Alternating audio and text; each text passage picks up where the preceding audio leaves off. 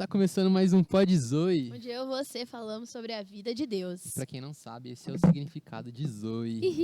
E aí, Brandes? Que prazer inenarrável estar com Inenarrável você mais um estar dia. com você. Mais um episódio, 12º, hein, pessoal? É isso. Caraca, já tá quase... Daqui a pouco Já completa enjoaram um da ano. gente? Não enjoa não, pelo amor de Deus. Compartilha aí com seus amigos. Se você enjoou, a outra pessoa não enjoou, então compartilha com ela.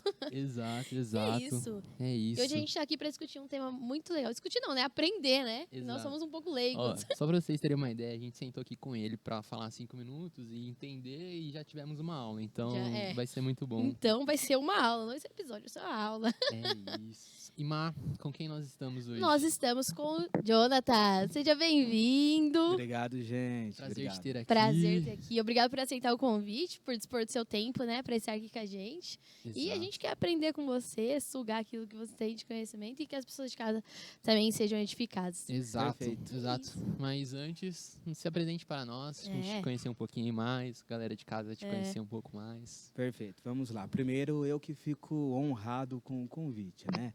Quando as pessoas lembram da gente, foi chamado pela pastora, e quando as pessoas lembram da gente, significa que nós temos algum conteúdo interessante para apresentar, Sim. né? E eu costumo dizer que essa é a nossa grande missão na Terra. Deus nos dá entendimento, sabedoria, discernimento, e a gente precisa compartilhar. Nós temos a obrigação de compartilhar, né? Então, fico muito feliz, tá? Legal. Vamos lá. Sou o Jonatas Godoy, tenho 35 anos, tomado de uns cabelinhos brancos, tá? Mas tenho 35 anos, casado há 14 anos. Bastante tempo, né? Bastante tempo. 2 filhos, Vitor de 7, Yasmin de 2 aninhos.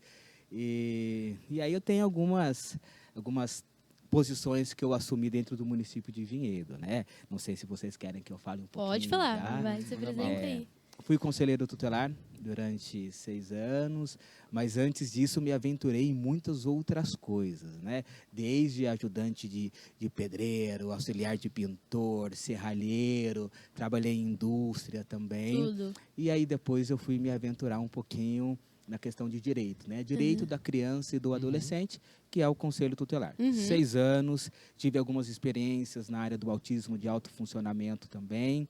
E essa aventura me levou também para trabalhar numa OSC internacional, e que está em 134 países, e assumir também a posição da minha clínica. Então, tenho meu espacinho terapêutico. Legal. Um pouquinho sobre mim. A gente pode Legal. explorar depois, mas é um pouquinho sobre mim. Sim, e desde sempre você tinha convicção de que queria cursar psicologia, entrar nesse ramo, ou Como não? aconteceu isso? Como foi essa decisão? Eu queria ser jogador de futebol. Eu também, Sonho de todo menino, quase, Eu né? queria ser jogador de futebol, mas eu não tinha tanta habilidade assim, mas jogava bastante, né? Então, era o sonho de moleque. Mas os meus pais sempre trabalharam na área social. Então, eles começaram a trazendo os meus tios do interior, Jaú, Bauru, Águas de Lindóia, então eles vieram para o município de Vinhedo e começaram a trazer os meus tios do interior.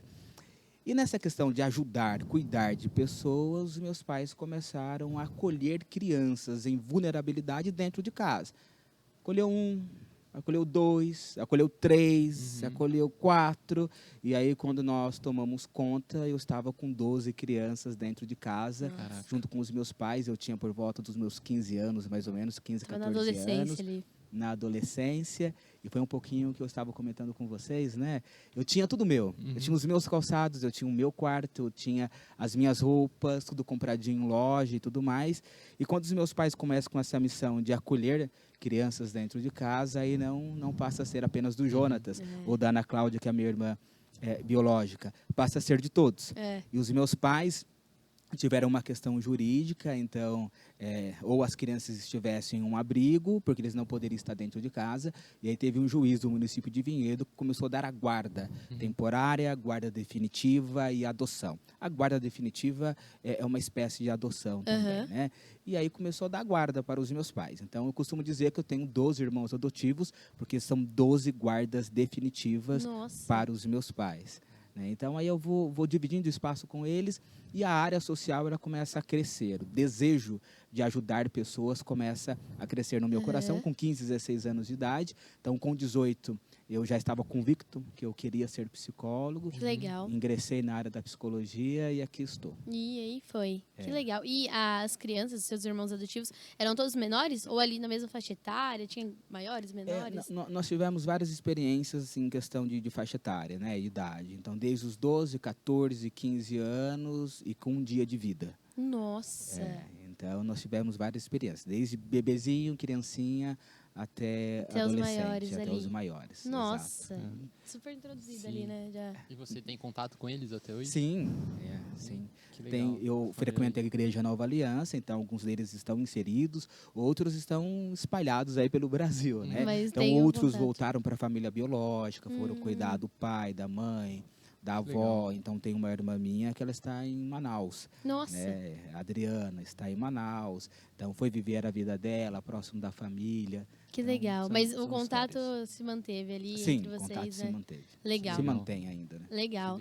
E aí você ingressou então na psicologia? Você ingressou logo que você terminou o ensino médio? Já foi ali de cara? Eu terminei o ensino médio, depois de 2 anos eu ingressei no curso de psicologia. Que legal. Na faculdade? Na faculdade. Certo. Cursou aqui perto mesmo? Eu iniciei na São Francisco Itatiba, e aí é interessante que eu fiz uma pausa. Eu iniciei na São Francisco, fiz uma pausa porque eu casei. Então a gente tive uma pausinha no meio do caminho e retorno. E aí quando eu retorno para a Uni Anchieta, que é a Jundiaí. Né? Então eu saio de 2 tipos de perfil. A USF Itatiba, ela tem um perfil muito mais voltado para a área da psicanálise. Né? Interessantíssimo também, voltado para a área da psicanálise. Jundiaí, Uni Anchieta, é voltado para a área comportamental. E aí eu entendi que o meu caminho era a área comportamental. Então, me encontrei ali com experimentos, iniciação científica. Que legal. Então, na época, a TCC estava ganhando uma proporção muito grande em questão de abordagem psicológica, que hoje é a abordagem que eu trabalho na clínica. E aí, comecei a me aventurar também dentro da abordagem da TCC.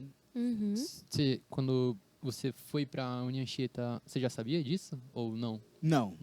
Que legal, né? Descobriu lá. Descobri lá, e aí é interessante, porque quando nós começamos a orientar os jovens, e o jovem ele precisa se atentar à grade curricular. O que essa universidade, o que essa faculdade vai oferecer para mim? Né? O que ela traz de conteúdo, né? Qual é a linguagem dela, qual é a cultura, o que ela entende dentro da área psicológica, por exemplo, o que ela entende como conceito, né? Quais são os principais conceitos que ela trabalha. Então, eu só fui tomar conta depois que eu troquei de uma universidade para outra. Que legal. Mas é legal compartilhar, porque eu mesmo nunca tinha pensado que poderia existir essa diferença, né? De segmentos ali. A gente falando da engenharia, tem as matérias comuns, assim, não sei se tem como fugir, acho que... acho que é um pouco padrão, né?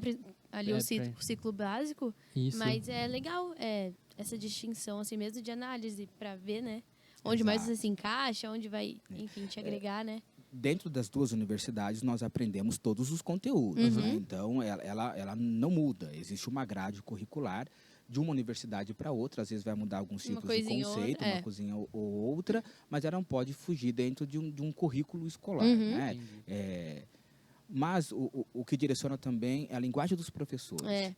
Então, por exemplo, se eu tenho uma universidade que a maioria dos professores estão como base teórica a psicanálise, obviamente, então o pensamento é voltado para aquilo. Se tem uma universidade que os professores têm uma base teórica comportamental, vai estar voltado para comportamental. E aí foi onde eu percebi essa grande diferença. E aí, então explica pra gente o que é o TCC. Você já citou um pouquinho aí, mas acho que é legal você explicar. Eu sou um pouco leiga nisso. Não é a conclusão de curso que nós fazemos na universidade. Não é o que o Branco está fazendo.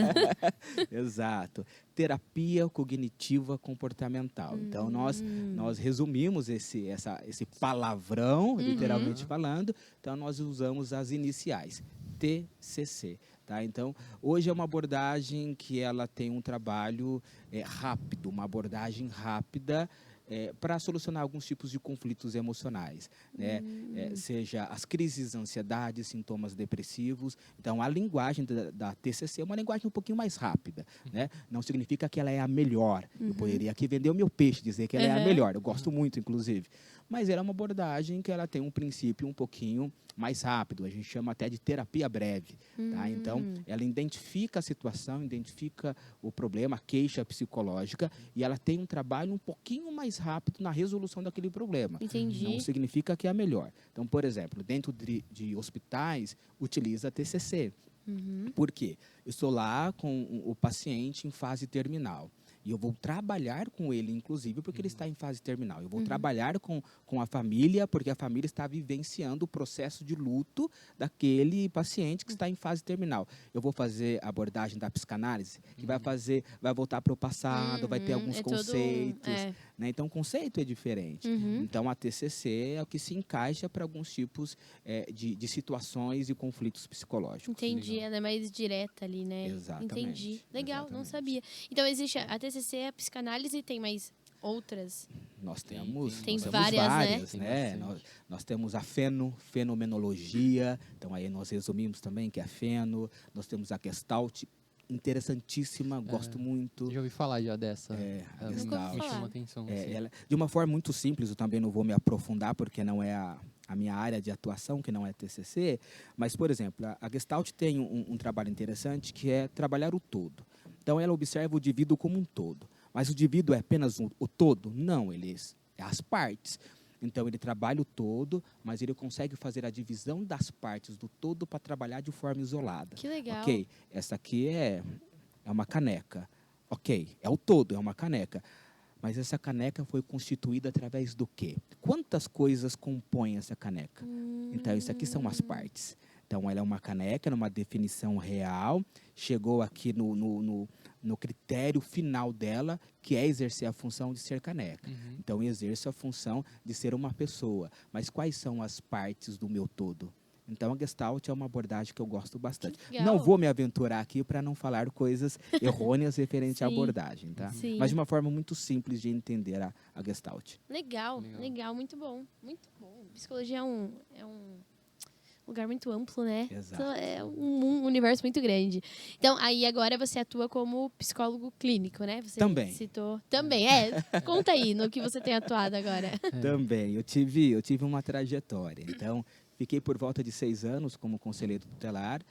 No finalzinho da minha trajetória como conselheiro, eu já estava concluindo o curso de psicologia. E conselheiro tutelar, existe algo que é um pouco... Eu vou discordar de uma lei federal, que é a dedicação exclusiva. Então, ao mesmo tempo que existe um grande sentido, o conselheiro ele precisa se dedicar de forma exclusiva à atuação de conselheiro tutelar. Mas eu já estava formado, então eu precisei fazer uma decisão. Vou continuar como conselheiro tutelar, sou apaixonado por isso, ou agora eu vou, de fato, exercer a minha função, a minha profissão, que é ser psicólogo. Não, quero a psicologia de fato. E aí eu comecei a ingressar para a clínica, abri o meu espacinho chamado CAS, Saúde Emocional. Então, CAS é corpo, alma e sapiência. Então, eu acredito piamente em um tripé, uma tríade comportamental. Corpo, alma e espírito. E a sapiência, ela vem aqui substituindo, numa linguagem mais técnica e psicológica, a sapiência vem substituindo a questão espiritual. Por quê? No meu entendimento, sapiência é uma inteligência, mas não é uma inteligência do senso comum, é uma baita de uma inteligência. E para que nós possamos evoluir de forma intelectual e espiritual, nós precisamos ter essa baita inteligência. E de verdade, a gente encontra em Cristo. Né? Então, CAS, corpo, alma e espírito, nós precisamos cuidar do nosso corpo, nós precisamos cuidar da nossa alma. Psicologia, psique, que significa alma, logia, estudo, ou seja, a psicologia é o estudo da alma. O que é a alma? Sentimentos, emoções, a forma com que eu me comporto através dos meus sentimentos e das emoções, e o campo espiritual, né? Nós precisamos ter uma sintonia com o nosso ser superior. Sim. Nós precisamos ter uma sintonia, uma ligação com Deus. E aí foi aonde eu decidi, vou abrir meu espaço terapêutico. E abrindo o meu espaço terapêutico, participei de um processo seletivo em uma ONG internacional chamada Aldeias Infantis, SOS. Aldeias Infantis está espalhada por todo o mundo, em 134 países, e no município de Campinas tem 2 tipos de serviço. acolhimento de crianças e adolescentes, né, que é o modelo de casa-lar. Então, nós temos alguns modelos. Casa-abrigo, família acolhedora, nós temos alguns modelos de acolhimento institucional. O modelo que nós trabalhamos é a casa-lar, né? E depois eu posso até explicar um pouquinho para vocês o que é a casa-lar.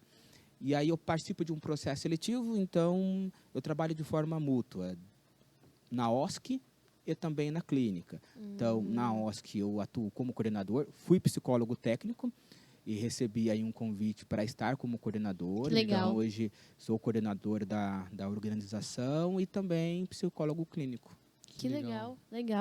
E o trabalho na ONG, ele é remunerado, é voluntário? Ele tem uma parceria ali, dá um apoio para quem trabalha ali?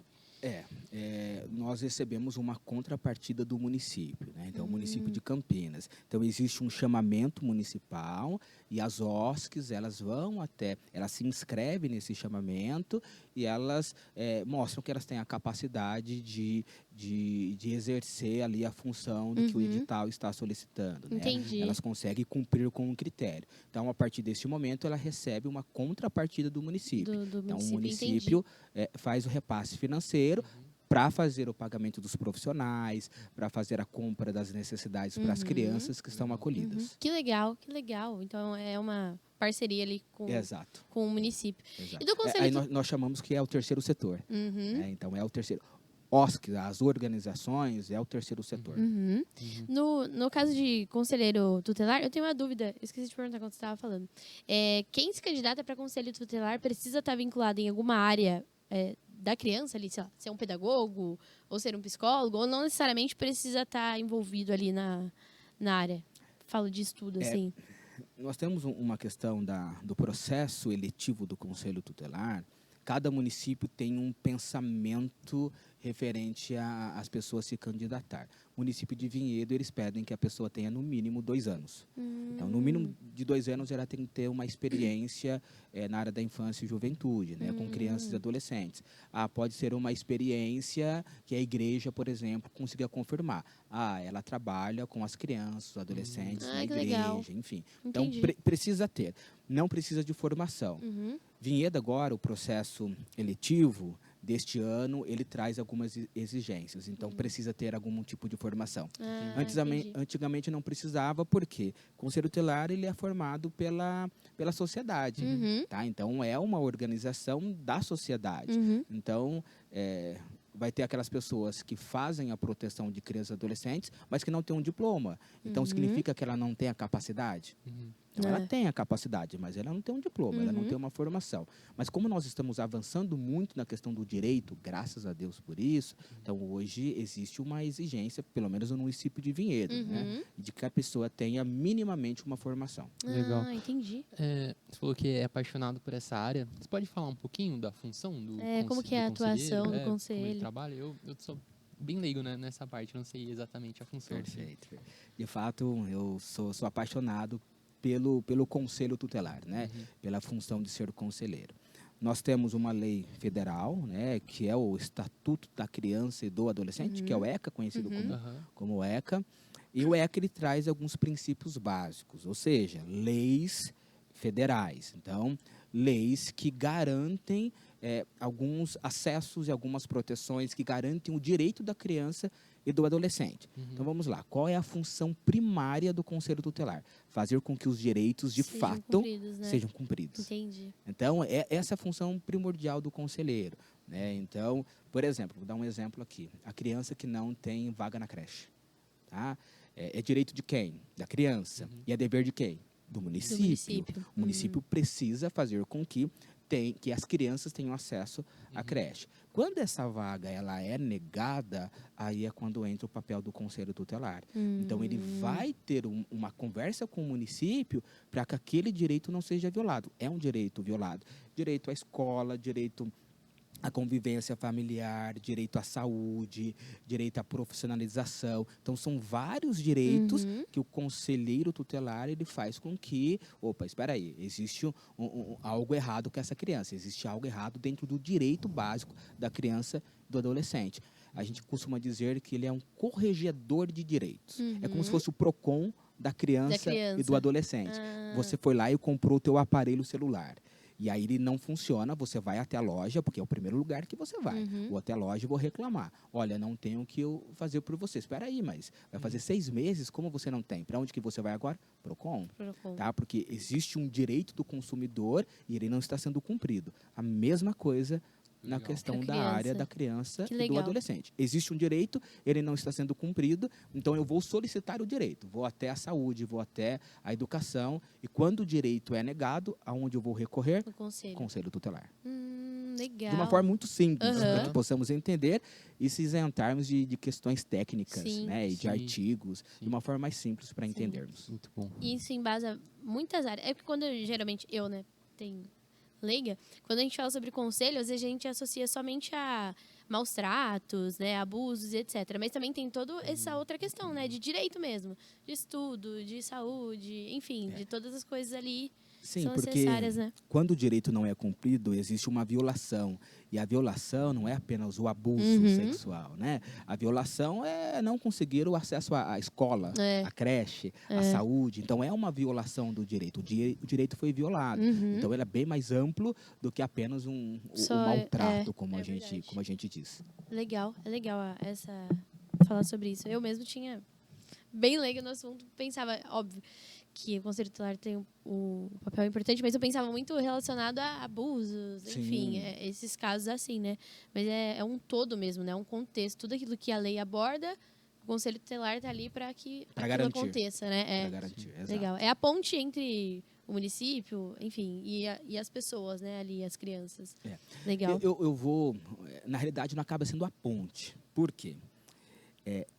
Quando o conselheiro tutelar ele vai cobrar, ele cobra de quem? Ele cobra do município. Então, vamos entender uma linha de raciocínio. Faltou vaga em creche. E aí você, como mãe, vai lá e conselho, fui até a educação e não tive. Tá, o conselho vai fazer o quê? Vai entrar em contato, nós chamamos de articulação.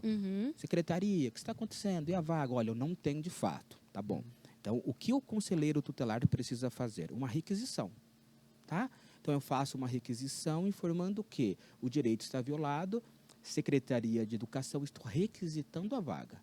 Você tem que fornecer. Eu não quero saber se você não tem, né? Mas você tem que fornecer. Vai comprar uma vaga no serviço particular, não sei, mas você precisa fornecer porque é de direito. E se ela fala assim, eu não consigo, eu não vou ofertar. Então, o conselho, dentro de uma articulação, é sempre importante. O conselheiro precisa fazer articulações, tá? Então, é fundamental. Antes de qualquer movimento, antes de uma requisição, faça uma articulação. Fez a requisição, não teve sucesso, faça uma articulação. Não teve sucesso, eu vou representar o município de Vinhedo. Aonde? Na Vara da Infância e Juventude. Eu vou lá, encaminho para a Vara da Infância e Juventude, dizendo que o município de Vinhedo não está cumprindo com o direito de acesso à escola de crianças e adolescentes. Mas por que eu digo que precisa de uma articulação? Porque nós entendemos também que nós não conseguimos suprir todas as necessidades. É de direito? Sim. É algo que não se discute. Mas o município não consegue também, né, fazer tudo aquilo que se precisa. Então, a articulação ela é necessária, né, para que a gente não crie um choque entre poderes. O Conselho Tutelar é totalmente autônomo. Né? A gente costuma dizer... Está crescendo muito a figura, o órgão Conselho Tutelar. Mas quem é o chefe do Conselho Tutelar? Porque todo mundo tem um chefe. Todos nós temos um chefe. Mas quem é o chefe do Conselho Tutelar? Cadê? Porque é um órgão federal. Quem é o chefe dele? Então, o próprio chefe do Conselho Tutelar é a lei. O conselheiro ele precisa estar dentro da lei. E se ele fizer algo que não esteja enquadrado na lei, ele vai responder criminalmente por isso. Nossa. Então, ele não pode exercer a função dele, ele também não pode ser omisso com a função dele.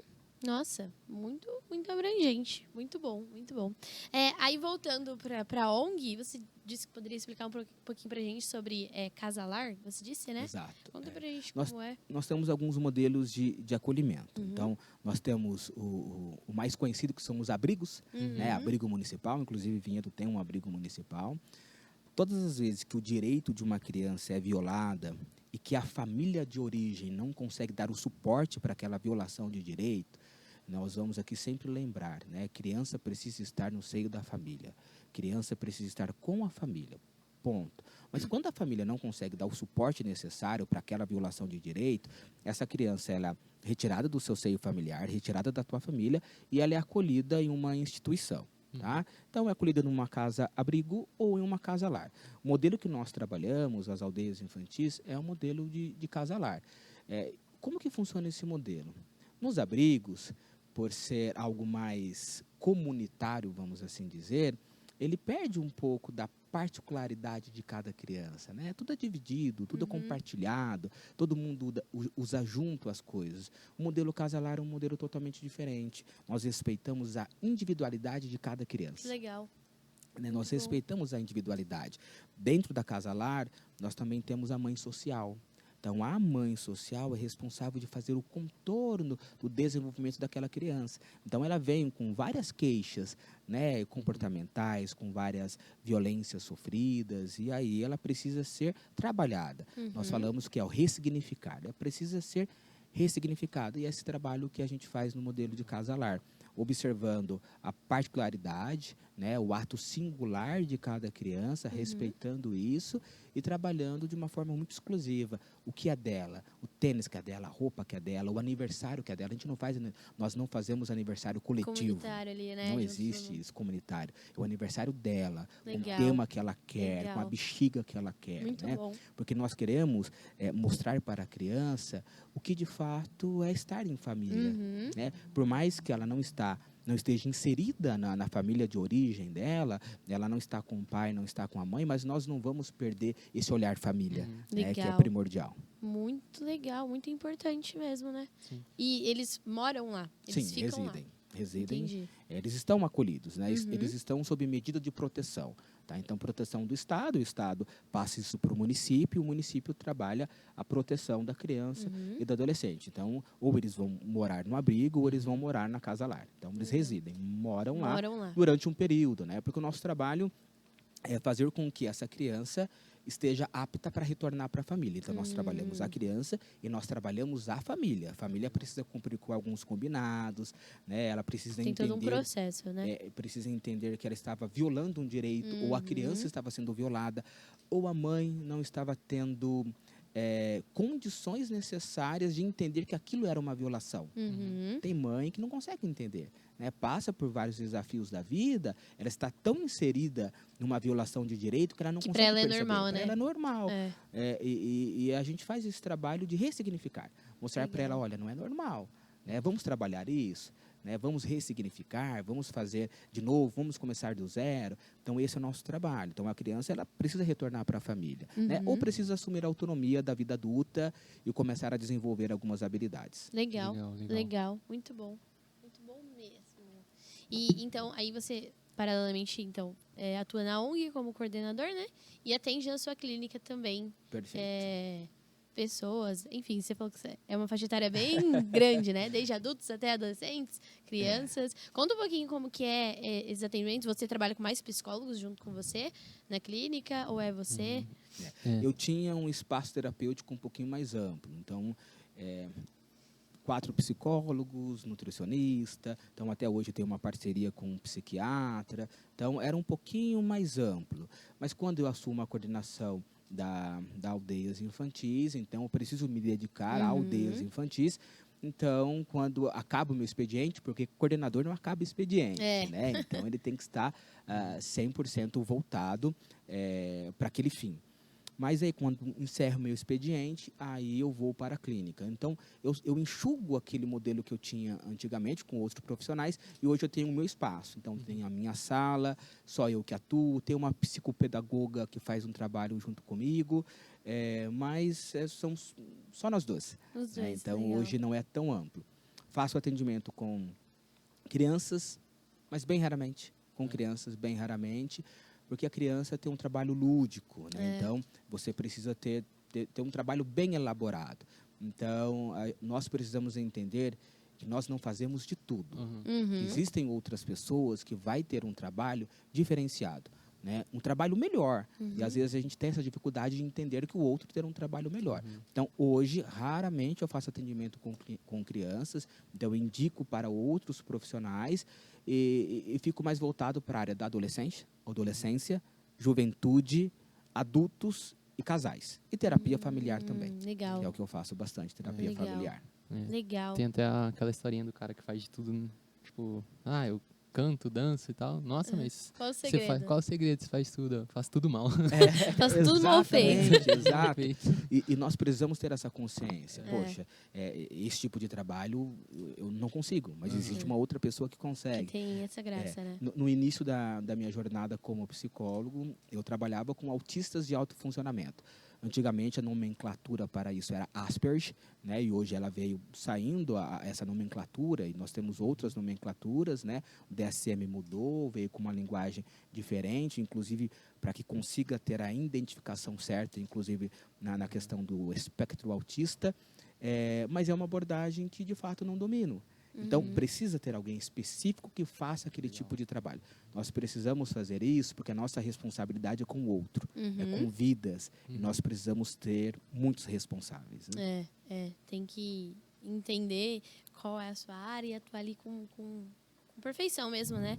E quando você saiu da faculdade, acho que no último ano de psicologia, você decide no que você se especializa ou é depois dessa especialização?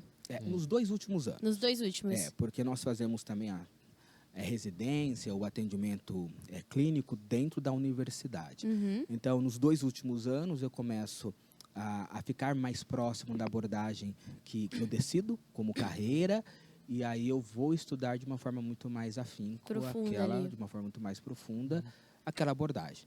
Então, faço um estudo muito mais a fundo e inicio no atendimento clínico dentro da universidade. 1 ano ou 1 ano e meio fazendo atendimento clínico. Então, existem pessoas que ainda vão cursando ainda, né? Porque tem uma supervisão. É igual o médico quando faz residência. Faz residência, né? Exatamente. Então, é um perfil muito parecido. Então, eu preciso fazer os atendimentos clínicos, mas dentro de uma supervisão. Então, o profissional, o professor, que ele está ali para fazer as orientações. O que é uma anamnese, o que é uma queixa psicológica, o que é um diagnóstico. Então, ele está ali para mostrar para o aluno quais são os caminhos para melhor assistir aquela pessoa que procurou o atendimento da universidade. Que legal. Alguém que se forma, um psicólogo acabou de se formar, ele já sai pronto assim para atender? Ou ele ainda precisa procurar uma especialização? Legal sua pergunta, viu? Interessantíssima. Eu costumo dizer que é o seguinte: nem todo psicólogo é psicólogo. Tá? Então, não é porque fez o curso de psicologia que é psicólogo. Por quê? Nem todo médico é médico, nem todo padeiro é padeiro, nem todo engenheiro é engenheiro. Então, a pessoa precisa, de fato, saber que essa é a minha profissão, eu sou apaixonado por ela, eu gosto disso e eu quero transformar pessoas através do meu curso de psicologia. Né? Não é apenas o conhecer pelo conhecer, né? Mas é o conhecer para aprofundar conhecimento, mudar vidas. Não é... E toda profissão muda a vida. Tá? O padeiro que está ali fazendo o pão dele... É uma pessoa que vai lá, como é gostoso pegar um pão quentinho. Bem feito, né? E às vezes você vem tão cansado do trabalho, você vai na padaria, aquele cheiro de pão tão gostoso, aquele pão quentinho. O padeiro mudou a vida de uma pessoa. Sim. Tá? Direto ou indiretamente muda, né? Exatamente, mudou o humor. Tá? Mudou o humor. Poxa vida, eu vou pegar aquele pãozinho gostoso, vou embora para minha casa. Tá? Então, o engenheiro que vai lá e projeta uma casa. Sim. Poxa vida, aquela pessoa que estava lutando pelo sonho de uma casa, né, de entender como ficaria, ver um terreno sem forma, vazia, né, parece até um texto bíblico isso, né? Ver um terreno sem forma, um terreno vazio, e aí vai lá, faz um projeto, mostra para o cliente, trouxe uma satisfação. Sim. Então, toda profissão, ela está mudando vidas, ela muda a vida de pessoas. Então, não é o saber pelo saber, é o saber para transformar vidas, para mudar vidas. Então, nem todo psicólogo é psicólogo. A pessoa sai preparada para isso? Sai. Tá? Sai com toda a teoria. Tecnicamente ali, teoricamente, ela está preparada, né? Então, ela tem toda a teoria, ela tem as técnicas. Pronto, saiu preparada, vai lá. Agora, existe o processo de tirar o CRP, vai lá, vai tirar o CRP, que vai mostrar que a pessoa está apta para exercer a função de psicólogo. Então, ninguém pode atender clinicamente, ou ninguém pode estar dentro de uma empresa exercendo a função de psicólogo se não tiver CRP. Toda função de psicólogo precisa estar amparado pelo Conselho Regional de Psicologia ou Conselho Federal de Psicologia. Precisa ter o CRP. Então, a pessoa sai minimamente preparada. Então, a pessoa vai fazendo, ao longo do tempo, algumas especializações que tem para que ela possa aumentar o leque de sabedoria e inteligência dentro daquele conceito que ela escolhe para ela. De forma técnica, todos saem preparados para exercer a profissão de psicologia. De psicologia, né? E aí é o que você disse, né? É de entender realmente que não é só uma profissão, mas eu tô para mudar vidas. Isso faz toda a diferença, né? De um psicólogo, assim. Daquele que, eu só tô cumprindo aquilo que eu estudei e vou fazer aquilo que eu estudei. E daquele que realmente, de fato, entende. Cara, eu vou mudar vidas, vou transformar pessoas através do meu conhecimento, né? Eu costumo dizer que o psicólogo, ele tem que ouvir a pessoa antes que ela fale. Então, antes que ela abra a boca para falar dos sentimentos, das emoções, ele tem que ter a habilidade de olhar dentro dos olhos e saber que alguma coisa está acontecendo. É interessante que hoje, inclusive, antes de vir para cá, no período da manhã, eu tive os meus atendimentos clínicos. E a pessoa estava vindo no corredor, ela veio, entrou na sala, sentou e eu disse, você não está bem. Ela começou a chorar. Por quê? Porque de fato não estava bem. Então a passada, o caminhar, a forma com que se senta, a postura, a forma com que se cuida, o autocuidado, como arrumou o cabelo, você fez uma maquiagem para a mulher, né? Se fez a maquiagem ou se não fez. Tudo. Né? A roupa que colocou, a forma com que colocou. Tá? Então mostra o quanto nós estamos organizados ou desorganizados emocionalmente falando. Eu acho que o externo mostra muito como tá dentro, né? Exato. Sei lá, você tem uma casa e não cuida dela de fato como deveria, é uma bagunça. Talvez lá dentro de você também algo tá desequilibrado ali, né? Exatamente. Você não tem zelo e cuidado por aquilo, né? E aí onde entra o nome da clínica, corpo, alma e sapiência. Sapiência. E aí é onde entra também a questão bíblica disso, né? Corpo, alma e espírito, né? Então, eu estou cuidando aqui do meu corpo, mas e como está a minha alma? Como estão os meus sentimentos e as minhas emoções? Vou para a academia todos os dias, legal, mas como estão as suas emoções? Não, estou indo no psicólogo, eu tenho feito um trabalho de autoconsciência, tenho feito análise. Legal, e como está o seu espírito? Tem cuidado do seu espírito? Tem se encontrado com o seu poder divino, com o seu poder superior, né? E vou ressaltar aqui para mim, dentro daquilo que eu acredito que é Deus, esse poder superior, tem se encontrado? Qual a sua sintonia com Deus, né? Então, como está a tríade comportamental? Legal, muito bom. E aí você falou que trabalha mais com... Quer falar dos avisos? Sim, galera, fiquem com os nossos avisos rapidinho, tá? Fala, galera. E aí, pessoal? Interrompemos vocês rapidinho, mas só para dar aqueles recados básicos para vocês, né? Então, começando... Curta, comenta, compartilha esse episódio para que pessoas sejam alcançadas através dos assuntos conversados aqui, para que mais pessoas sejam edificadas e recebam da vida de Deus que é transmitida aqui no Pod Zoe. Exato, engajem com a gente. A plataforma entende quando vocês engajam que esse conteúdo é bom. Sim. Então, curte aí, manda para as pessoas, para a plataforma também divulgar mais a gente, para mais pessoas serem alcançadas. Segundo recado é os nossos Instagrams, né? Nós temos o Instagram do Pod Zoe, _CBS. Então, se você ainda não nos acompanha lá, segue lá, a gente posta os bastidores, a gente posta os spoilers dos convidados, para você fazer pergunta também, né? Para você participar, mandar suas dúvidas, o que você quer saber. Sim, para você interagir lá. Corre lá. Nós também temos nossa lojinha. A loja, Zoe Store. Também nós temos o Instagram. Se você ainda não conhece, nos siga lá. Deixa eu só ler, porque senão eu vou falar errado. jzoe.store. Eu esqueço toda vez. Nós não estamos vestindo hoje, mas... Temos muita coisa legal lá por encomenda. Então, entre no Instagram, lá tem toda a informação para você saber como encomendar, quando encomendar e etc. É isso, galera. E os episódios saem todo dia 5 e todo dia 20. Isso, 8 horas da noite, tá bom? Isso. Nós também temos um quadro novo aqui, Sim. o Chat Zoe, sai toda quarta-feira. Às 19 horas. Exatamente, então corre lá. Vê no YouTube, engaje com a gente, manda tema, o que você quer saber, se está gostando ou não, sugestões, ideias. Nós fazemos isso para vocês e estamos totalmente abertos. É isso. Então continue aí com o episódio que tá muito bom. Top. Voltamos, galera. Uhul. E olha quem está aqui. Quem está aí? Quem chegou? Um motoboy? Um motoboy? Um motoboy lindo? Não dá pra ouvir, João. Muito obrigada pela encomenda, João. O que é isso, Brands? Olha que nós temos uma surpresa muito especial hoje. Muito. E boa, viu? Sim, galera. Gostosa. Ó, patrocínio novo. Uhum. Nós temos aqui donuts para nos deliciar. Fantasy Donuts. Fantasy Donuts, procure. Nós vamos deixar aí na descrição o Instagram deles. Instagram, o número Olha, de telefone. nós vamos abrir aqui para vocês darem uma olhadinha. Ih. Vocês vão ficar com vontade. Sim, só veia. Hã? Só veja. Ó. Será que vai dar para ver aí? Tá dando para ver? Ó, Olha, bonito demais. isso. Galera, se você quer experimentar, quer se deliciar ouvindo esse podcast, já corre lá no Instagram deles, Sim. tem lá como você pedir, eles vão entregar. É. Aqui vocês estão vendo também tem o telefone Contato. deles, porque esse daqui é nosso. É. Mas é isso, gente. Vão lá, sigam eles, acompanhem. Tá, é muito bom, muito bom. E é isso. É Continuando, né? O nosso assunto. Já já a gente come, vamos morder continuar aqui. Eu ia perguntar sobre as abordagens.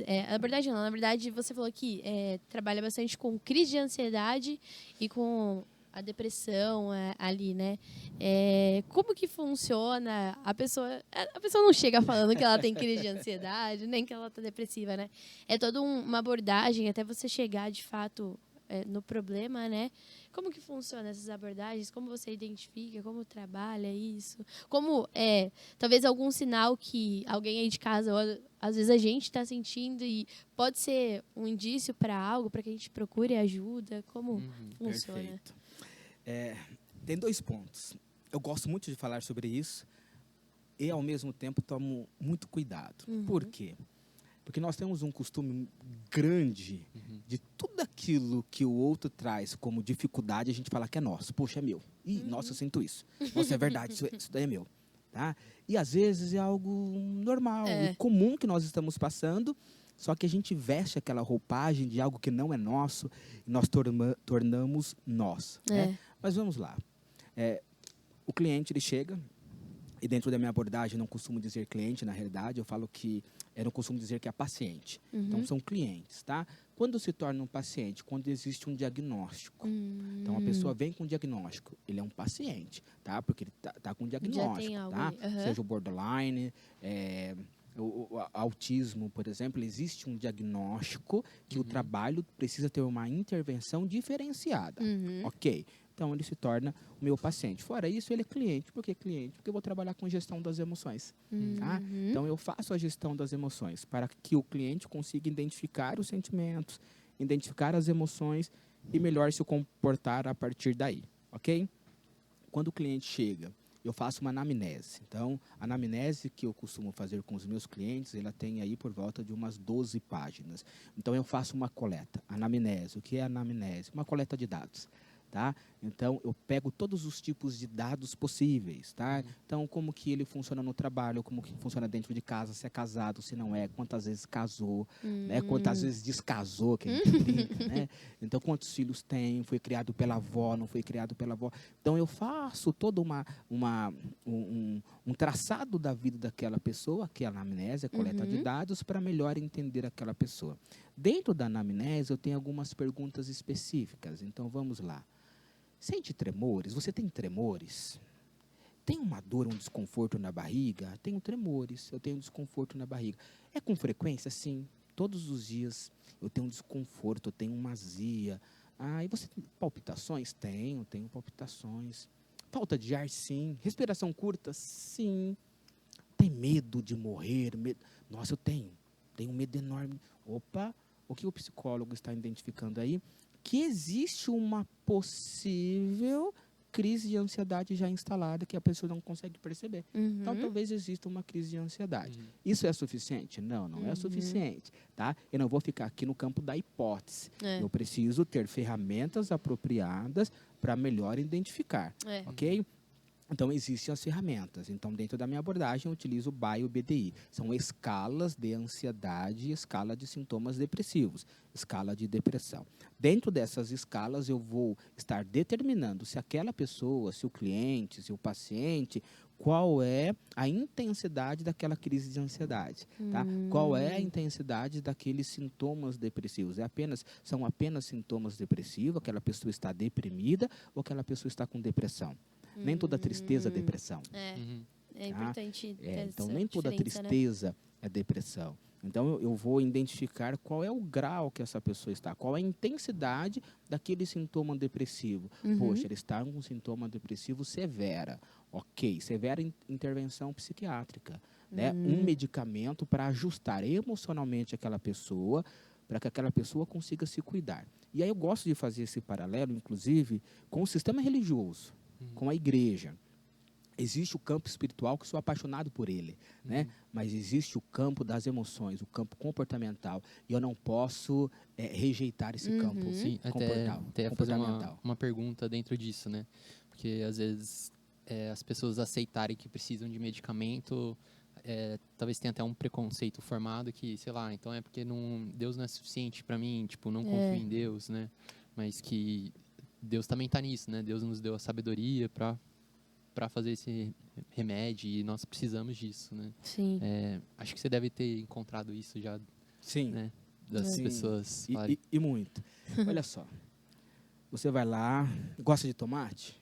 Você que é nutricionista pediu para você fazer uma mudança. Eu só como tomate e cebola. Ah, é? Só, do resto de verdura e Vamos legume, colocar nada. brócolis, Não. couve. Não vai. Mas olha só, você está lá comendo seu tomate. Só que você não lavou seu tomate direito, tá?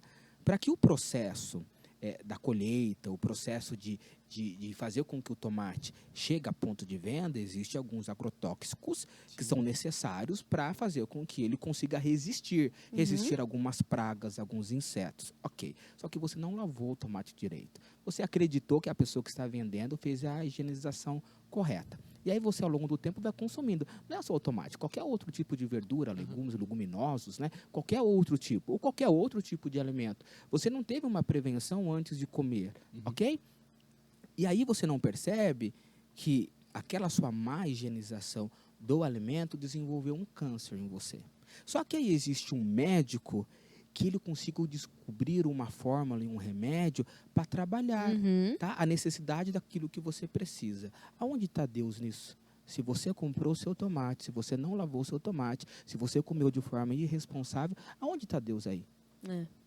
Tá? E aí o médico que foi lá, através de um conhecimento que Deus deu para ele, a habilidade desse conhecimento, tá? Deus dá dons para a gente, não é só dons ministeriais, não é só dons dentro da igreja. Deus dá dons para a gente, para ser psicólogo, para ser pedagogo, professor, engenheiro, médico. Deus deu dons para o ser humano. E aí eu vou rejeitar o dom que Deus deu para o ser humano? Eu vou rejeitar o dom que Deus deu da pessoa ter a habilidade de criar um psicofármaco para melhor me guiar dentro da minha necessidade? Se o irresponsável fui eu?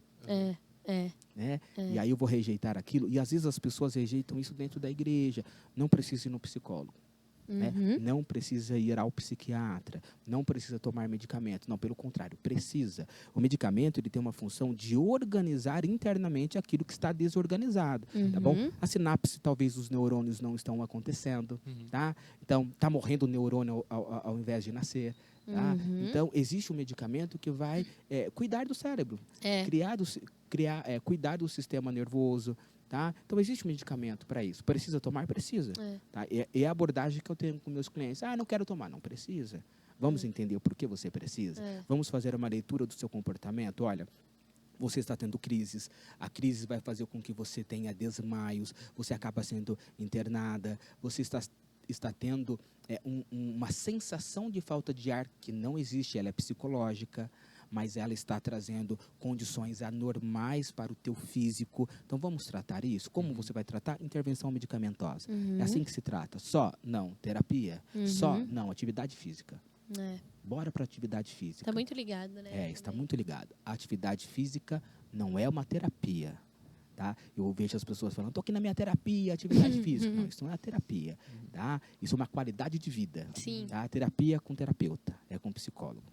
Sim, muito bom, muito bom. E até é realmente um preconceito formado na cabeça das pessoas. Porque se você, sei lá, tá com uma gripe... Eu tive pneumonia uns meses atrás. Tava com pneumonia, fui ao médico, tive que tomar um antibiótico fortíssimo. E eu tive que tomar porque eu sei que vai me fazer bem. Vou melhorar e a pneumonia vai cessar. E por que não cuidar da minha alma? Exato. Qual é a diferença? Né? Assim, qual a diferença no sentido de... É um medicamento. Exato. Vai me fazer bem, vai fazer com que as coisas sejam ajustadas dentro de mim. Porque para pneumonia, sim, e para que a minha alma esteja no lugar, não. Ou, não, quando eu sei lá, sinto uma dor no dedo, eu vou no ortopedista. Mas se eu tenho problema na minha alma, eu não vou procurar um psicólogo, porque psicólogo não é de Deus. Não faz sentido, né? Ou não só isso, né? Psicólogo é para louco. Exato, gente esse preconceito de é pra doido. Exatamente, é o dito popular, né? O psicólogo é para louco. Né? E pelo contrário, a psicologia são para pessoas que querem ter autoconhecimento. E não tem nada melhor do que autoconhecimento. Tá? Vamos render melhor e vamos render mais. Tá? Vamos conseguir ter uma empatia, vamos conseguir ter uma boa comunicação, comunicação assertiva, comunicação não violenta. Então, nós vamos conseguir estar inserido de forma assertiva e positiva dentro da comunidade, com as outras pessoas que a gente convive, com os nossos pais, dentro do nosso relacionamento, com os nossos filhos. Então, estar em terapia, estar no processo terapêutico é fundamental. É muito importante, né? Acho que todo mundo, se tivesse oportunidade, seria bom. Exato. Fazer uma terapia, esse autoconhecimento, né? Eu tive um treinamento de estagiários na empresa e a pessoa que dá o treinamento, ela é psicóloga, né? Ela trabalha no RH, mas ela é psicóloga. E ela estava contando uma experiência de que, quando ela era pequena, a avó, não por maldade, mas por criação, sempre falava, você não sabe fazer isso, você não sabe regar planta, você não sabe fazer nada direito.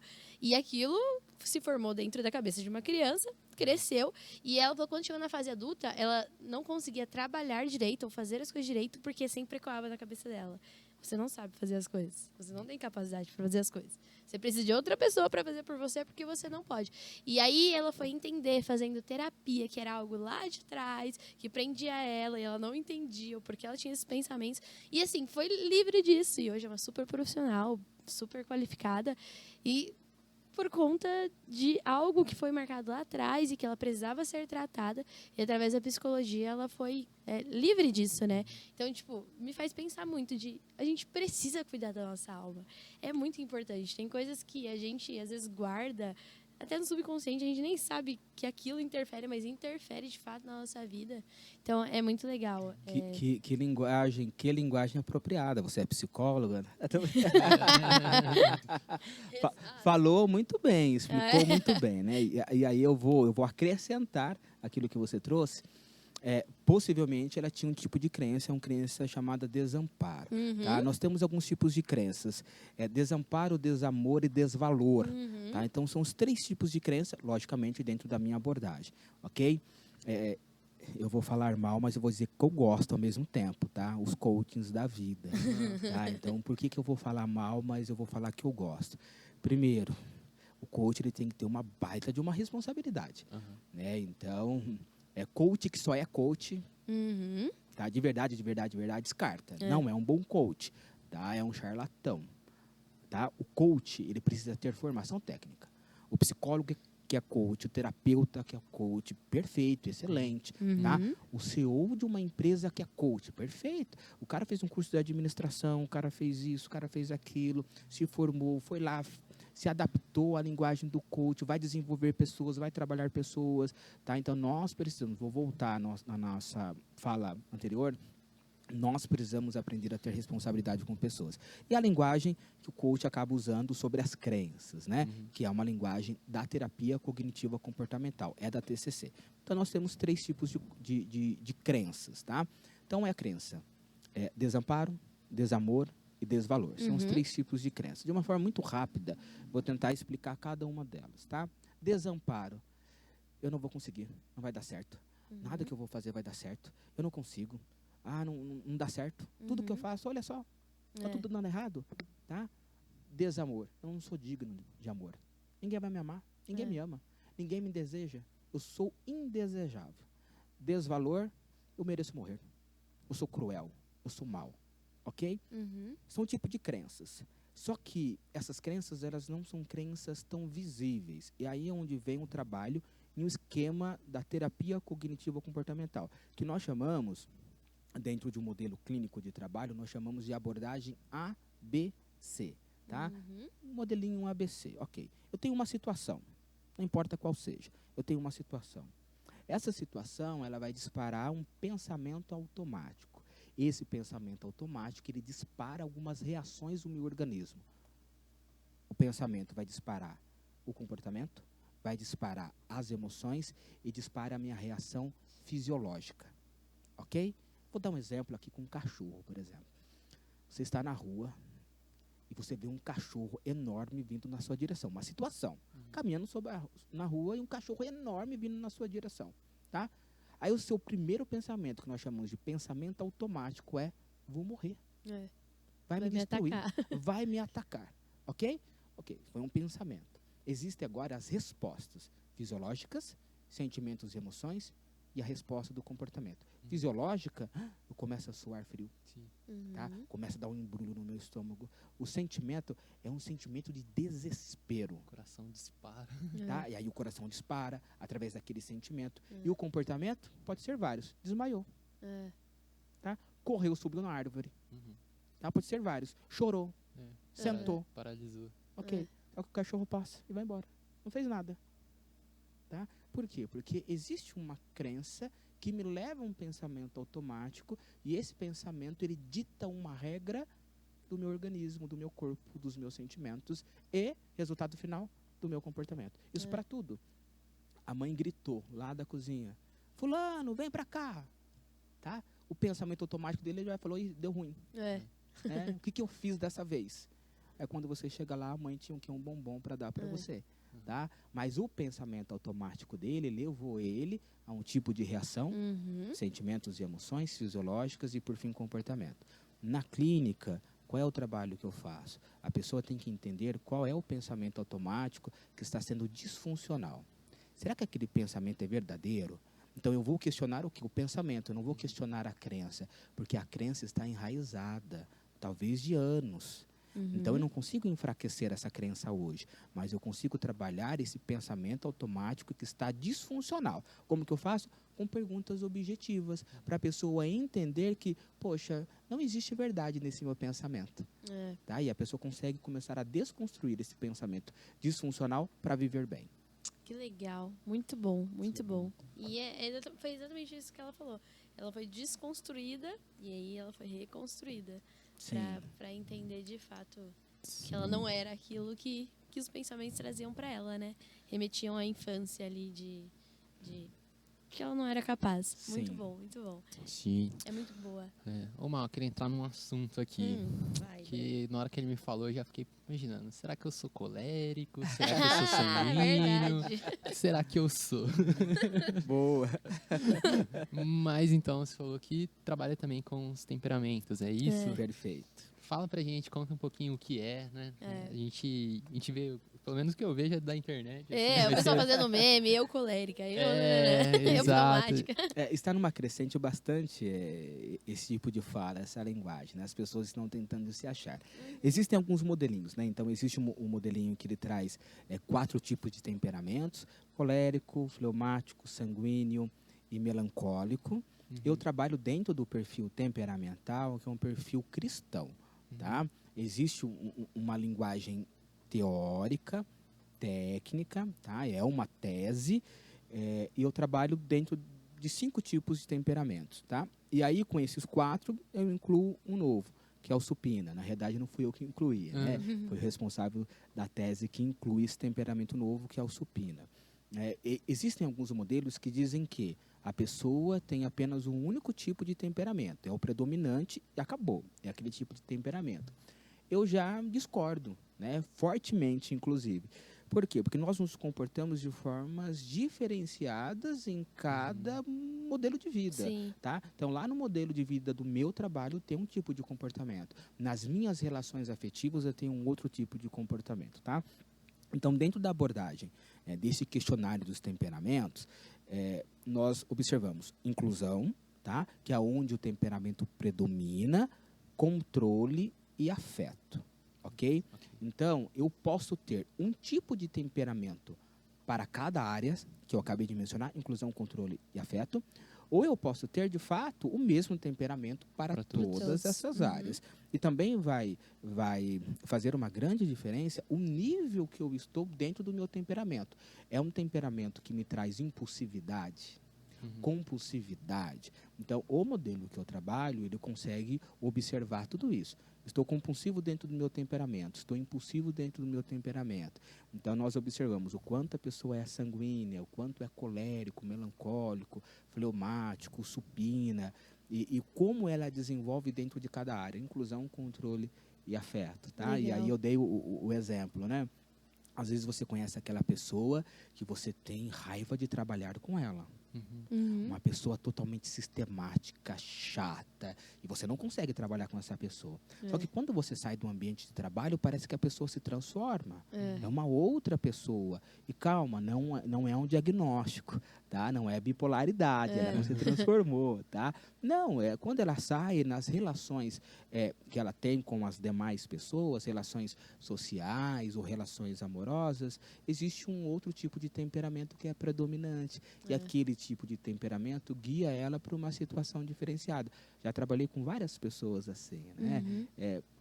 Há um tempo atrás fiz o questionário de temperamentos com algumas pessoas, né? Então, existe aquele que eu faço de forma exclusiva, então você foi lá até a clínica, fiz contigo, mas tem aquele que eu faço em grupo, tá? Ou para analisar o perfil daquele grupo, o perfil daqueles trabalhadores, colaboradores. E aí foram 3 pessoas lá. E elas fizeram, e aí eu falei assim, então agora eu vou dar o feedback para vocês estão aqui, vocês vão analisar se o feedback que eu estou dando condiz com aquilo que você é através do questionário dos temperamentos.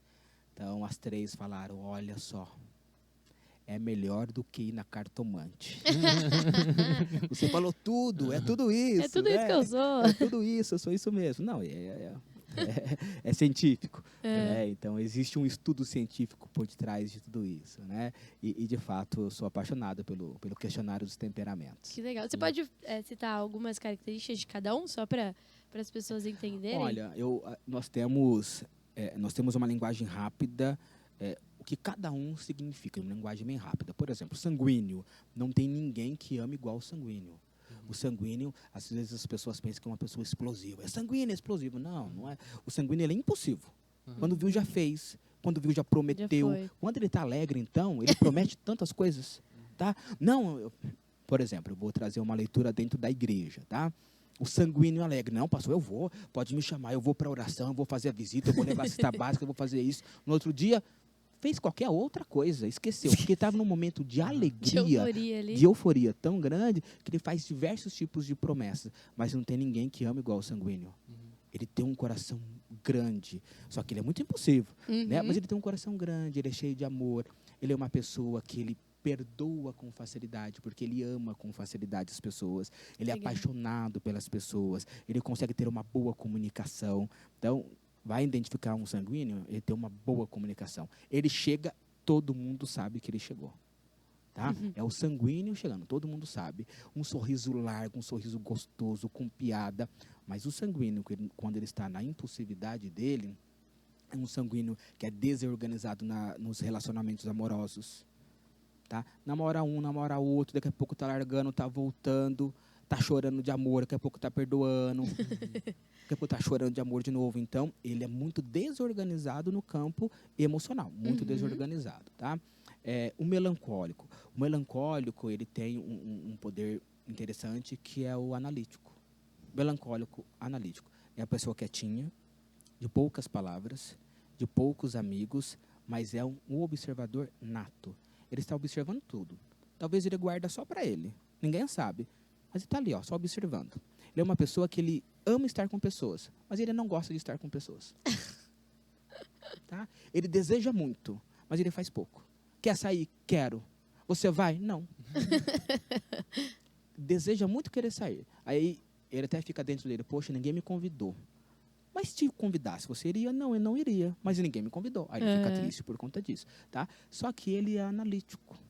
Tá? Então, todo momento ele está observando o que está acontecendo. Eu costumo dizer que as pessoas melancólicas são pessoas que têm uma grande facilidade na questão de estar por detrás de trabalhando com operações, computadores. São pessoas que trabalham sozinhas e rendem trabalhando sozinhas. Menos é mais para esse tipo de pessoas. Ok? O colérico. Não tem líder melhor do que o colérico. O colérico é um dos melhores líderes. Ele é executor. Tudo o que você colocar na mão do colérico, ele faz. Tudo. Só que o colérico, quando ele está na impulsividade, na compulsividade, ele se torna um ditador. Ele é bom, mas ele se torna um ditador. Então, se ele estiver na mania dele, na compulsividade, ele se torna um baita de um ditador, tá? Supina. O supina, a gente costuma dizer que é a ovelha muda, tá? Ele é excelente para ser professor, ele é um bom mestre. Só que ele tem uma dificuldade, falar não. Ele tem extrema dificuldade de falar não. Só que ele é o bom servo. Tudo o que você pedir para ele fazer, ele faz. Ele queria? Não. Mas ele vai falar para alguém que não queria? Também não. Ele vai Porque não fazer. importa, ele vai fazer. Fulano, eu preciso que você vá para tal lugar. Eu vou. Fulano, eu preciso que você faça isso. Eu faço. Ele Olá, queria fazer? Parece com ele. Ele queria? Não. Ele desejava? Não. E por que você falou que iria fazer? Ah, porque eu quero. É bom ajudar as pessoas, é bom fazer. Ele está lá quietinho, fazendo, ajudando, se dispondo, tá? É o supina. E aí, por isso que a gente fala que ele é a ovelha muda, tá? Não tem ninguém que faça as coisas melhor que ele. Ele é um bom líder, mas ele precisa aprender a trabalhar ou não. Tá? Porque não é importantíssimo para a vida. Então, essa pessoa precisa aprender a trabalhar ou não. Tá? Fleumático. Não existe conciliador melhor que o fleumático. O fleumático, ele tem uma calmaria, ele tem uma paz, ele tem uma tranquilidade. Na realidade, a gente fala assim, que todos os temperamentos precisam estar fleumatizados. Ou precisamos fleumatizar os comportamentos. Tá? Costumamos dizer que ele é um dos melhores, mas ele não é o melhor. Tá? Por quê? Porque ele consegue se organizar. O fleumático é mais ou menos assim, o mundo está caindo. Mas enquanto não está caindo, onde estou sentadinho, está bom. Tá? Se aqui não vai desmoronar, tá tranquilo. Tudo na paz. Tá tudo na paz. Do outro lado aqui, ó, tá todo mundo brigando, discutindo, ele está aqui, tomando o cafezinho dele, tranquilo e de boa. Mas qual é a grande dificuldade do fleumático? Postergador. Como é postergador? Deixa tudo para a última hora. É a pessoa que o guarda-roupa está extremamente organizado em um dia. No outro dia, já misturou tudo de novo. É a pessoa que gosta de separar as roupas por cores, por tamanho, manga curta, manga longa. E no outro dia, Tudo virado. tudo virado, tudo bagunçado. E ele se importa? Não. Não necessariamente. No outro dia ele vai lá, ele arruma, ele... Ok? É um pouquinho dos temperamentos. Muito bom. Tá? A gente pode muito bom. separar um dia para explanar um pouquinho mais Oh! sobre os temperamentos, aquilo que nós desejamos, aquilo que nós expressamos, o que é estar na inclusão, o que é estar no controle, o Que afeto. É É muito bom. uma dúvida meio... curiosidade mesmo.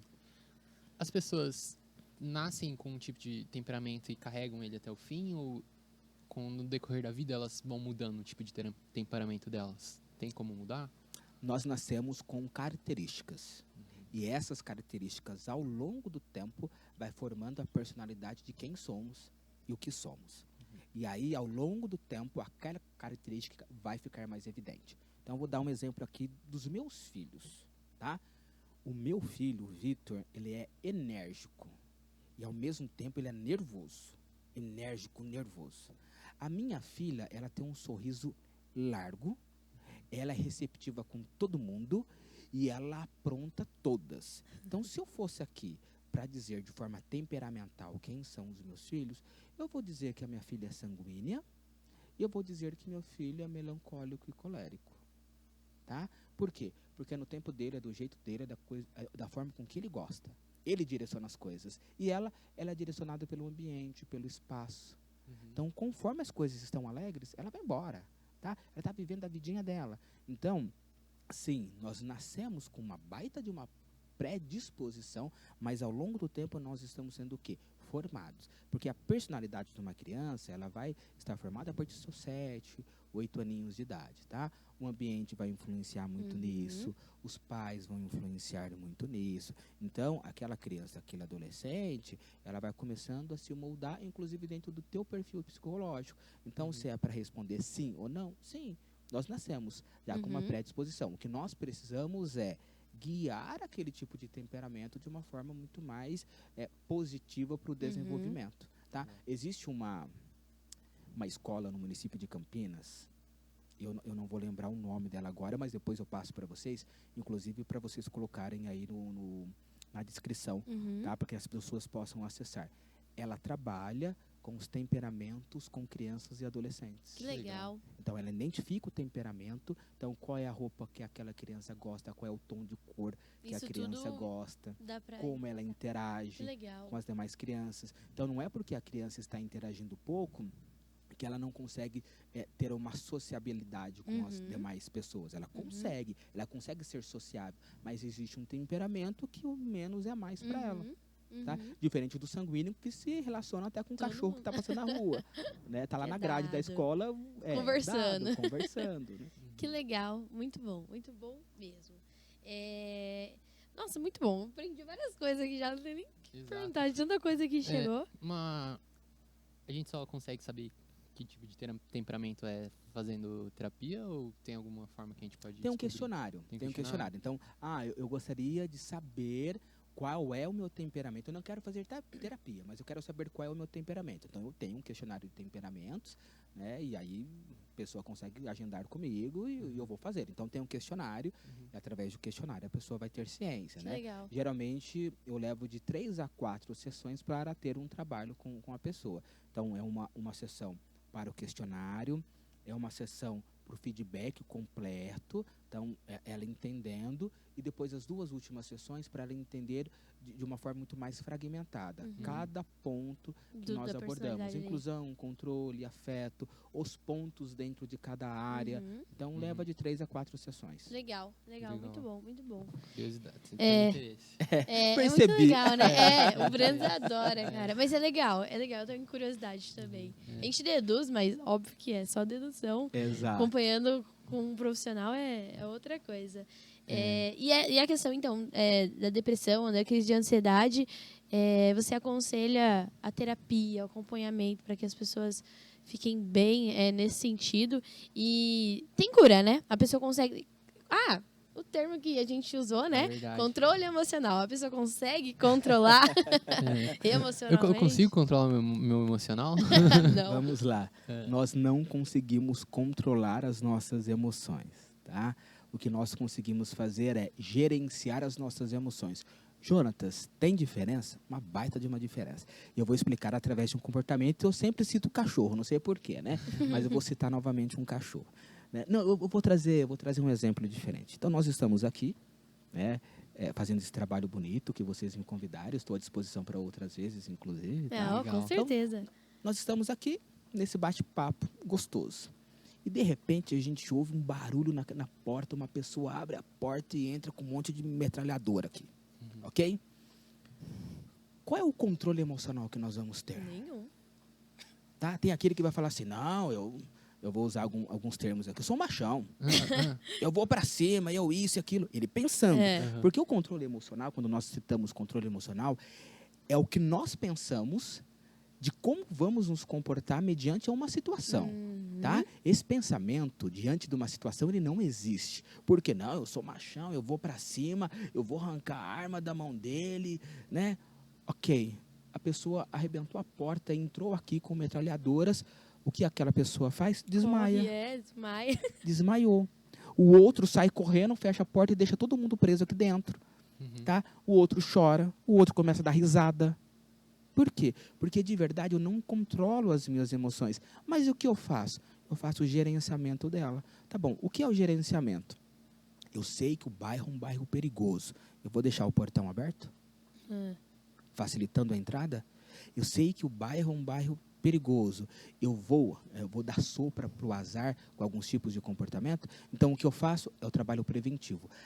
Gerenciar as emoções é um trabalho preventivo.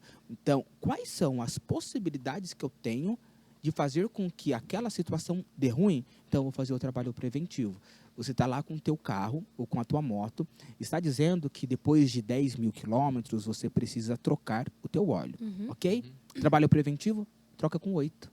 Não é com 10 mil, é com 8. Trabalho preventivo. Nas emoções, trabalho preventivo. Coisa, né? Isso é gerenciar as emoções.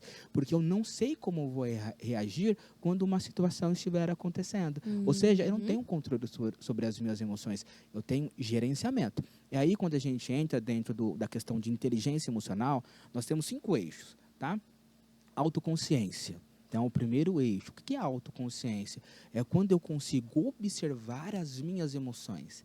E eu consigo entender o que está acontecendo dentro de mim. Estou feliz. Tá bom, o que me levou a essa felicidade?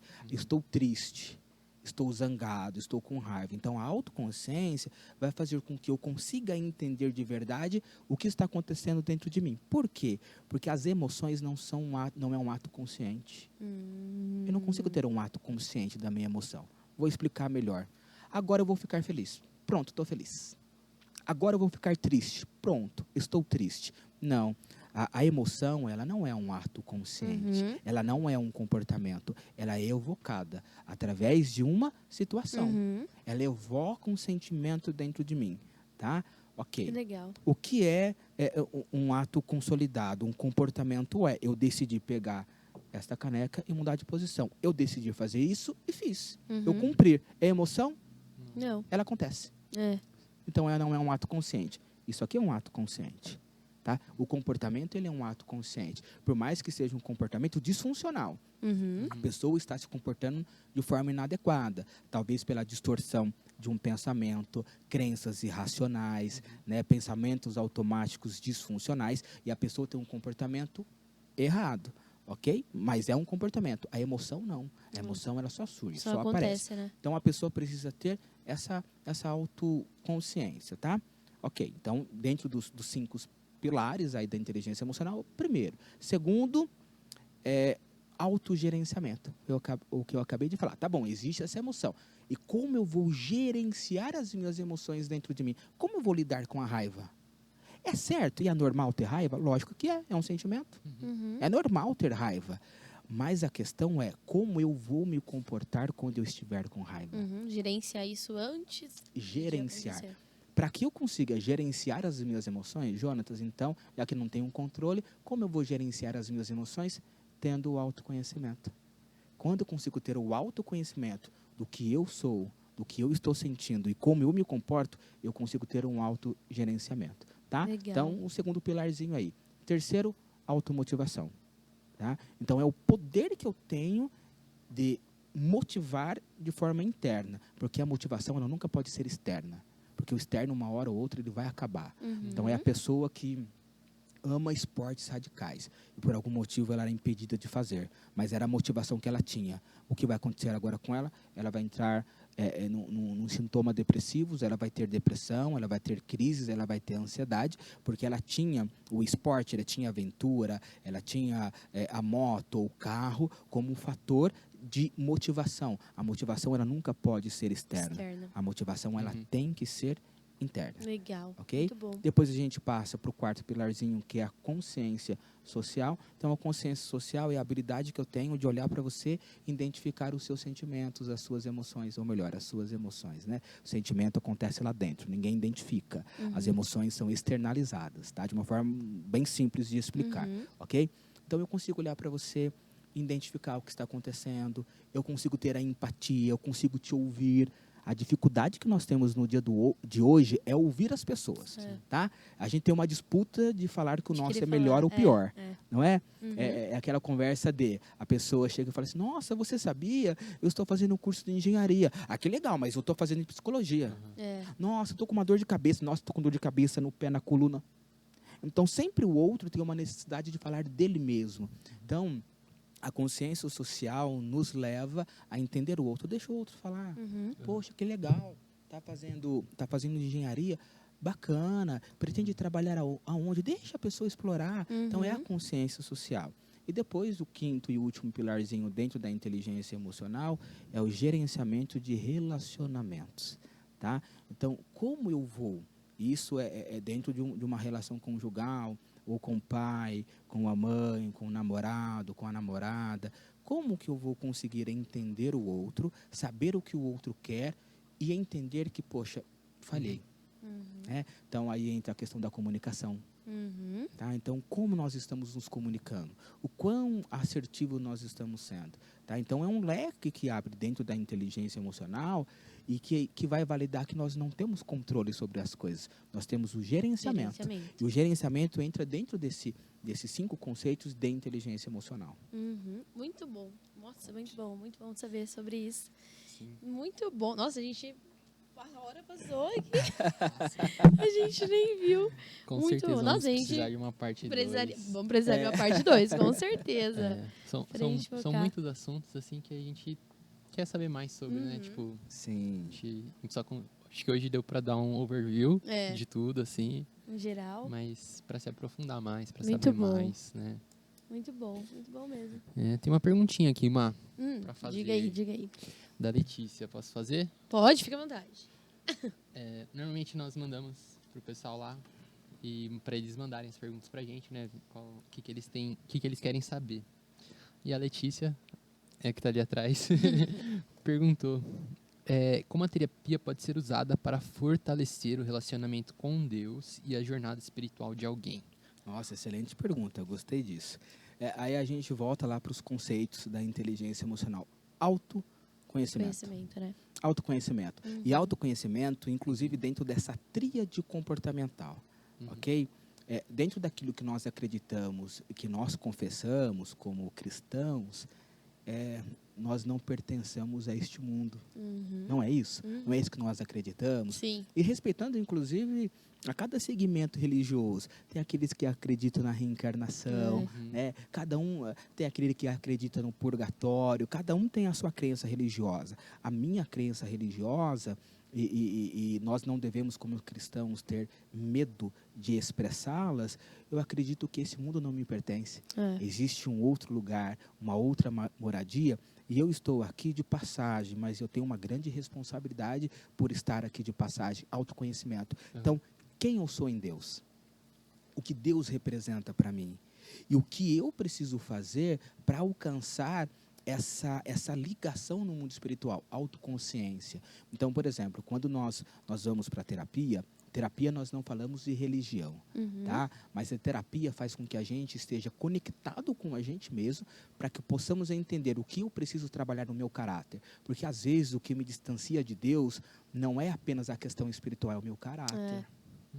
Tá? Verdade. Então, é a minha infidelidade com a minha esposa, com o meu esposo, com os meus filhos. Tá? É aquilo que eu falo, mas não vivo. Tudo aquilo que nós falamos, nós precisamos viver. Eu vou trazer aqui. Logicamente que todos nós precisamos de ajuda, mas você vai no psicólogo que ele está desorganizado emocionalmente? Não. Você não vai no psicólogo que está desorganizado emocionalmente. Tá? Essa é a grande questão. Você vai contratar um engenheiro e você sabe que todas as obras dele deu ruim? Não. Você não vai contratar, ok? Então, nós precisamos procurar pessoas que nos guiem dentro dessa leitura de alma, dos nossos sentimentos e de moldar o nosso caráter, pessoas aptas, né? Pessoas que desenvolvem um bom trabalho, um trabalho com seriedade, e esse trabalho vai fazer com que a nossa conexão com o nosso ser superior seja lapidada. Porque para atingir o ápice no mundo espiritual, nós precisamos estar bem com nós mesmos. Sim. Tá? Emocionalmente falando. Então, precisamos trabalhar o nosso desvio de caráter. Precisamos trabalhar o que nós somos e quem nós somos. Tá? Precisamos ser mais empático com as pessoas. Precisamos aprender a pedir perdão. Eu costumo dizer que de todos os livros que eu leio e que eu já li, a Bíblia, ela não se compara a nenhum livro. Não existe nenhum livro no mundo, não existe, que se compara à Bíblia. A Bíblia é o grande manual de vida. Completo. E aí, quando nós vamos lá no fruto do Espírito, pronto, lá está falando como eu devo me comportar de forma emocional e comportamental para atingir um ápice espiritual. Está lá, fruto do Espírito. Então, lá ele tá mostrando tudo o que eu preciso. Tem uma outra linguagem que eu gosto bastante, saindo um pouco do fruto do Espírito. Está lá em Eclesiastes, não lembro se é 12:3 ou 3:12, que fala que a sabedoria não são apenas riquezas, porque nós precisamos buscar a excelência da sabedoria. E a excelência da sabedoria nós só encontramos em Deus. Tá? Então, olha só, eu posso ter todo o conhecimento, eu posso ter toda a habilidade, mas se eu não tiver a excelência da sabedoria, E aí o versículo diz assim, ó, a sabedoria serve de sombra, como de sombra serve o dinheiro.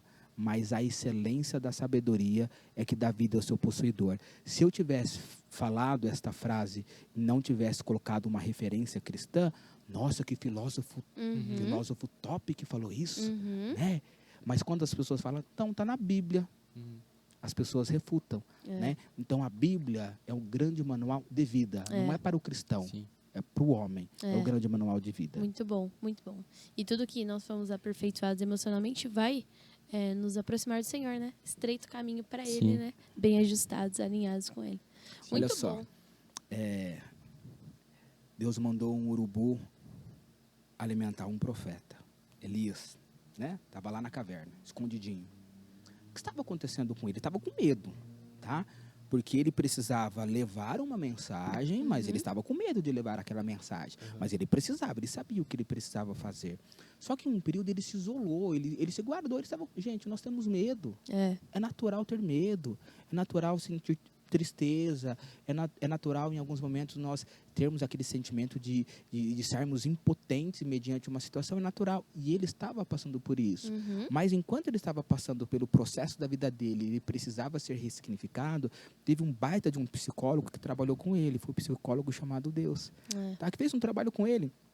Deixou ele no tempo dele, deixou ele na condição dele e supriu todas as necessidades que ele precisava. Mas chegou um momento que Deus falou assim, agora levanta e vai. Chegou a hora. Mas ele passou por todo o processo, tá? E é um processo emocional. E ele sentiu aonde? No corpo. Por isso nós somos corpo, alma e espírito. Exato. Muito bom. Sim. Muito bom mesmo. Sim. Muito obrigado pelo seu tempo, por compartilhar mesmo seu conhecimento com a gente. Não só com a gente, mas com as pessoas que irão assistir. Sim. Muito bom. Com certeza, vamos ter que marcar uma parte 2 para a gente conversar mais sobre. E obrigado mesmo pela disponibilidade. Se você quiser deixar um recado para o pessoal, quiser falar onde você atende também, para caso tenha pessoas que queiram te conhecer o seu trabalho, fica à vontade. Onde te acham, como faz para falar com você. Instagram, Godoy Jonatas me acha com facilidade. Depois eu posso deixar o contato para vocês. Isso, para a gente colocar na descrição. Vou ser bem sincero no que eu vou falar, e não é soberba, tá? Eu pouco divulgo horários e tudo mais, porque eu sempre estou com a minha agenda lotada e tem pessoas que estão em fila de espera, aguardando, e porque meu horário também é um pouco reduzido, não é porque eu sou bom, né? Meu horário é um pouco reduzido, então acaba tendo um pouquinho de concorrência, né? Mas olha, eu gostaria de deixar uma frase, e essa é minha frase, tá? Que eu falo nos atendimentos clínicos. Problemas não resolvidos são catástrofe eminentes, sem dia e sem horário para acontecer, mas vai acontecer. Então, o que eu quero falar com isso? Problemas precisam ser resolvidos. Sim. Quando o problema não é resolvido, vai dar ruim. Alguma coisa vai acontecer. Então, o problema ele precisa ser resolvido. Quando nós postergamos ou quando nós não resolvemos os nossos problemas, nós vamos ter um agravo. Um dia vai acontecer um agravo na nossa vida. Seja no campo comportamental, emocional ou até mesmo no espiritual. Problemas precisam ser resolvidos. Então, eu acho que essa frase, essa mensagem, né, para deixar para as pessoas, e agradeço o convite. Tá? Então, me sinto honrado.